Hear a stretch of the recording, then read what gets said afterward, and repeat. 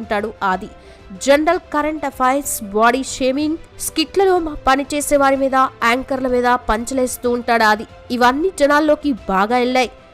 పర్టికులర్గా ఆ 2-3 రోజుల్లో జరిగిన ఇన్సిడెంట్స్ ని కూడా ఆ స్కిట్లలో భాగం చేస్తూ ఉంటాడు. దీనివల్ల మార్కెట్లో మంచి ఫేమ్ అయితే సంపాదించుకున్నాడు కమెడియన్ గా.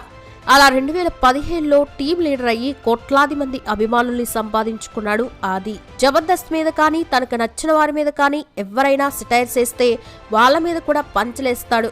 ఇలా వరుసగా జబర్దస్త్ చేస్తూనే ఎన్నో అవకాశాలు బుల్లితెరలో సంపాదించుకున్నాడు. అలాగే డీలో కూడా అవకాశం వచ్చిందే. ఆ తర్వాత శ్రీదేవి డ్రామా కంపెనీ, ఇలా బుల్లితెరలో రారాజుగా మెరిసిపోతున్నాడు కమెడియన్ హైపర్ ఆది. ఇలా ఆది కొంతమంది సినిమా వారి దృష్టిని కూడా ఆకర్షించాడు.